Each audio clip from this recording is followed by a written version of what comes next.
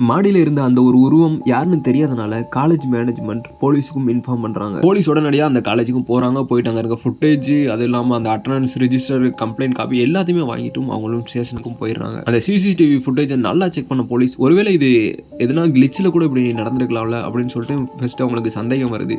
அதை கிளியர் பண்றதுக்காக footage analyse பண்ற டீமை கூப்பிட்டு அந்த ஃபுட்டேஜையும் செக் பண்ண வைக்கிறாங்க. அந்த டீமும் வந்து ஃபுட்டேஜையும் நல்லாவே செக் பண்றாங்க. செக் பண்ணி அவங்க கொடுத்த ரிசல்ட் ஃபுட்டேஜ்ல எந்த ஒரு கட்டும் இல்லை. அதுவும் இல்லாம அங்க ஃபிக்ஸ் பண்ணிருக்க கேமரால மோஷன் டிடெக்ஷன் இருக்கு. ஸோ அது டிடெக்ட் பண்ணியிருக்கிறது உண்மையான ஒரு உருவத்தை தான் டிடெக்ட் பண்ணியிருக்கு. ஸோ இது ஃபேக்குன்னு சொல்லிட்டு அவங்க சைட்லேருந்து கன்ஃபர்மேஷன் கொடுக்குறாங்க. இவங்க இன்வெஸ்டிகேஷன் ஆரம்பிச்சிலேருந்து இவங்களுக்கு அடுத்தடுத்து வர்றதெல்லாம் பயங்கரமான ஷாக் கொடுக்குற ஒரு விஷயமா நடந்துகிட்டு இருக்கு. ஏன்னா அந்த டெரஸ்ல மாட்டிருக்க கேமரா கிட்டத்தட்ட ஒரு 7 அடி ஹைட்ல மாட்டிருக்கு. ஆனால் அந்த கேமரால ஃபுட்டேஜில் சிக்கியிருக்க அந்த பொண்ணோட உருவம் பார்த்தீங்கன்னா கிட்டத்தட்ட அந்த சிசிடிவி கேமராக்கு நேருக்கு நேராக நின்று பார்த்தா எப்படி இருக்குமோ அந்த லெவலில் இருக்கு. ஐ மீன் கேமராவோட லெவலும் அந்த நின்று பொண்ணோட உருவம் கிட்டத்தட்ட 7 அடியில் நின்னா எப்படி இருக்குமோ அந்த மாதிரி இருக்கு. ஆனால் அந்த காலேஜில் இருக்க அந்த பொண்ணோட ரியல் ஹைட்டை செக் பண்ணும்போது பார்த்தீங்கன்னா 5.2 தான் இருக்குது. அப்படி இருக்கும்போது இன்ஸ்பெக்டர் எல்லாருமே ஒன்றுமே புரியாமல் சைலண்ட்டாக இருக்காங்க. என்னடா இது கேமரா 7 ஃபீட்டில் இருக்குது, இந்த பொண்ணு 5.2 தான் இருக்குது, எப்படி இருக்கும்போது மேட்ச் ஆகும், எப்படி இது பாசிபிளாக இருக்கும்னு சொல்லிட்டு ஒன்றுமே புரியாமல் இருக்காங்க.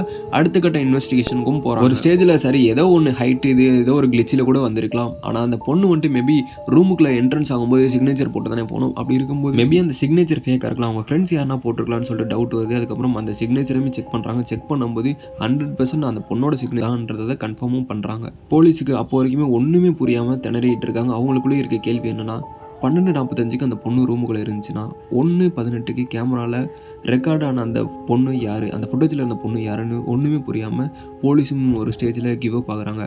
ஆனால் போலீஸ் கிவ் அப் ஆனாலும் காலேஜ் மேனேஜ்மெண்ட் அதை அப்படியே விடலை. என்ன நடந்திருக்கும், இதோட பார்ட் 3 வேணும்னு நினச்சிங்கன்னா கமெண்டில் பார்ட் 3 போடுவேன்.